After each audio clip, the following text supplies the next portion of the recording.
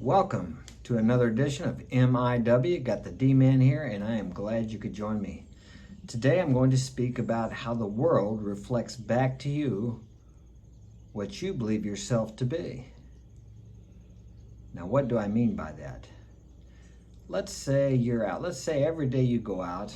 Well, maybe not every day, but a lot of times when you go out, people are rude to you or treat you badly or get angry with you.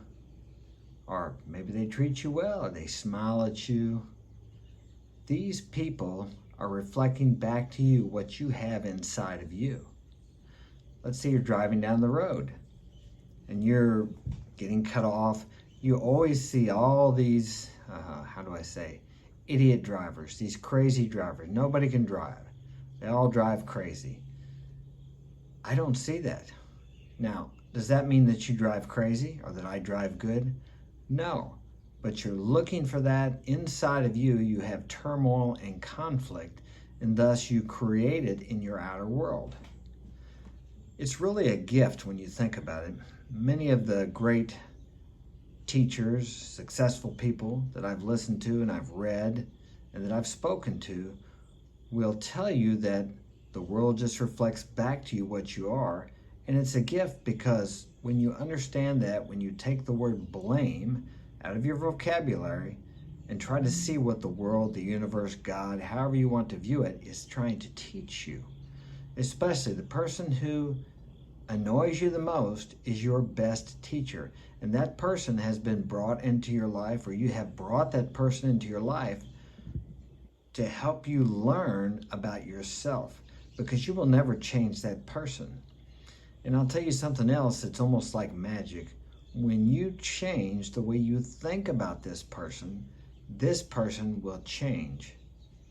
I know that sounds strange, but you have to try it. You have to really, what you can do is, when you think about all the things that annoy you about this person, write them down. First, look to see if you have that inside yourself. Very likely that you do have a little bit of that inside yourself that you're not accepting. Okay, second is the things that you write down the opposite. Let's say the guy talks too long, he's loud, he's obnoxious. Write down the opposite quality of what you see in him or her that you don't like.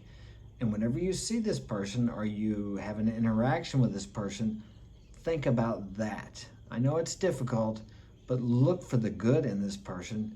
Think about this person as a reflection of things that you have inside of yourself that you are unaware of that you need to change. And just find something about this person that's good.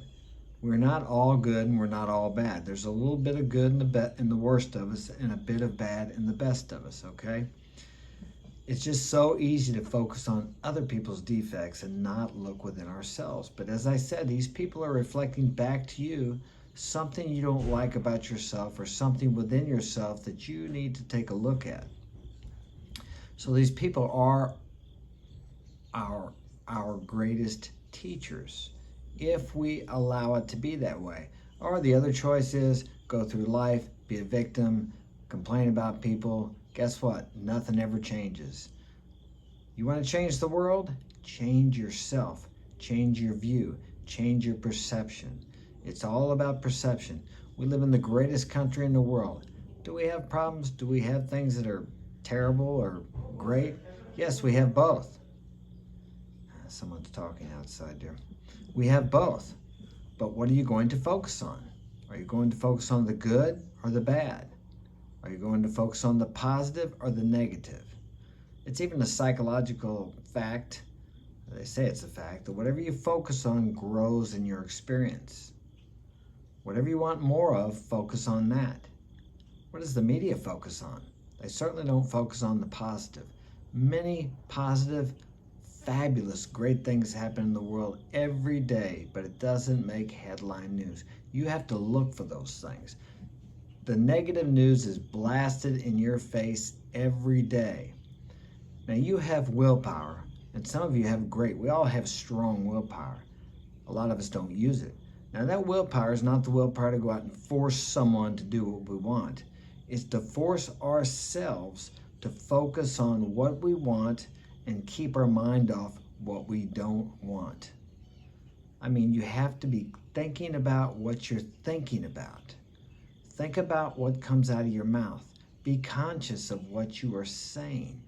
Now, it's easy to get down on yourself when you do this because you realize how many negative thoughts you have a day. And they did a study, and the stats say that we think 70%, what we think all day long is just a repeat. 70 or 80% of what we think today is just the same thing we were thinking yesterday and the day before that. So we get into habitual thinking. Now, how can you change that? It's very difficult just to get up one day and say, I'm going to change my thinking. But what are you putting into your mind? What are you listening to? What are you looking at? What are you thinking about? Who are you talking to? Who are you spending your time with? Take a look at that. Now, if you want to get different thoughts into your mind, start listening to different things. Shut off the TV news, the media. Start reading. Start watching YouTube videos that are congruent with what you want to be, who you want to be, what you want to learn, what you want to become, what you want to earn. Start feeding yourself with that every day, all day, as much as you can. And stay away from what you don't want. I don't watch the news. I get that Apple News on my iPhone. Sometimes it's pretty tempting. I'll look at something. I usually regret when I do. It's like what you need to know. I don't need to know that. I don't need to know that 30 kids were murdered on a ship over in the South China Sea and cut up into pieces. Why do I need to know that? No, that didn't happen, at least that I know of. But the point I'm making is, what can I do about that? I can do nothing about that. Now, some people will say that's being ignorant. Oh, you're going to remain in ignorance. I don't need to know that. And the less of that I put into my mind, the less of negative experiences I'm going to attract or draw or experience in my life.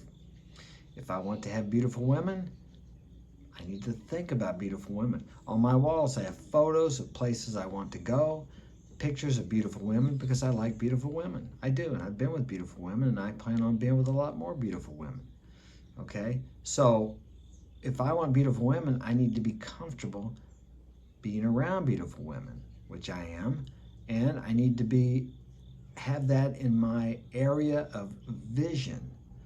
So it becomes a natural thing for me, because your subconscious mind, which is what really runs your life, not your conscious mind, not the mind that says, well, 2 + 2 is 4, or should I get $10 worth of gas or $20 worth of gas? Not that mind. You program your subconscious mind by visualizing, by what you allow in through your eyes, through your ears. These things are what actually run your life, although you don't know that. See, we want to think we're so much in control. But I'm guaranteeing you, everything that you make, choice that you make, was a program subconsciously you somehow made sometime in the past, although you may not realize it. I always use the example of the person driving the car. I should think of a different example. I'll use a different example. Okay, they're selling beer, right? Or wine coolers, or whatever it may happen to be. On the commercial, they got these good-looking six-pack guys, 6 feet tall, successful-looking, dressed well, these beautiful women. They're all sitting around there drinking their beers and their wine coolers, and they're having a good time in the bar, and it's a clean place. And, are they telling you how many calories the beer has, how it tastes, what it's made from, how pure the ingredients are they use? No, they don't. They're selling you an emotion. The emotion and the subconscious programming they want you to have of feeling good if you drink this beer. If you drink this beer, you'll be around beautiful women, you'll look like these guys, you'll be happy like them. Now, when you think about that, as I'm telling you about that, you think, oh, no, it's ridiculous. I realize that's not true. But no, they have the music playing, the beauty, the emotions. And then you make your decisions based on emotion, although you think well, as a man, you can use logic to override the emotions, and that's what we need to do as men. Now, women are more emotional, but still, they can program your subconscious using emotions. Now, you can do that too, with repetition, visualization, affirmations, but it's not going to happen overnight. Do you notice how, like during the Super Bowl, they'll play the commercials over and over and over again on the radio? Don't you get sick of hearing them? Well, here's the deal. You hear the same commercial 10 times and you're sick of it by the 10th time. Guess what that's doing? That's how do I say, that's equating, that's evoking an emotion in you. An emotional response with their message makes a stronger imprint on your subconscious mind. Now you think, but I hate that commercial, I wouldn't buy that. Doesn't work that way. That's imprinting that on you. They outlawed subliminal commercials or imprints in movies. They used to do that. They don't do that anymore because these things actually do work. If they can evoke a negative or positive emotion in you while presenting you with a product, idea, conception, you're more likely to, become in line with what they want you to believe, to buy, to adhere to.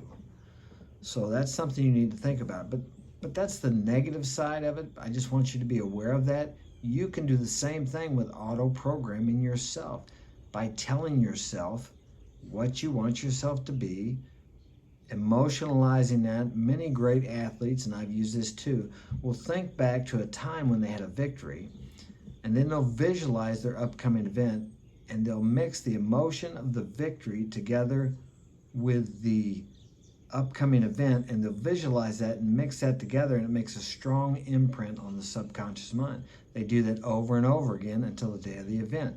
And then it's almost like they're running on an automatic program, and in a way they are. When I used to fight, I would visualize myself over and over and over again doing the same thing. I'd feel the punches, I'd feel the emotion, and lo and behold, when I got in there, I was on like automatic pilot. I would be slipping punches and rolling and coming back and counter punching, and I didn't think about it, I just did it because I had done it so many times in my mind with emotion that I imprinted my subconscious mind, and it was automatic.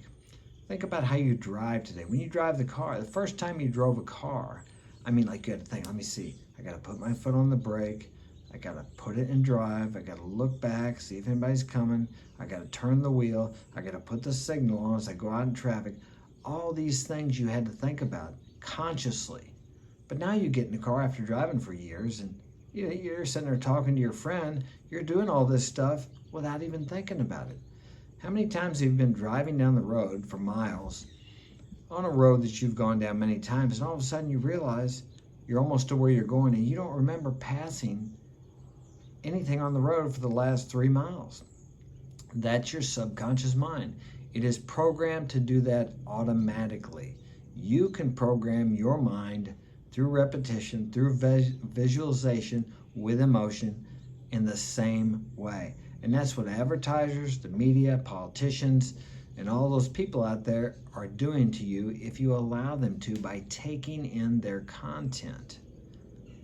You have a choice. But now when you start to auto-program yourself or self-talk or affirmations, you can't just do it a week or a month and think that's going to change you. You have to do it over a continuous basis because what you've become has taken years for you to be programmed into the person you are by your family, by your friends, by your work associates, by media, by newspaper, by what you read, by what you were taught in school. Through repetition, you have become who you are.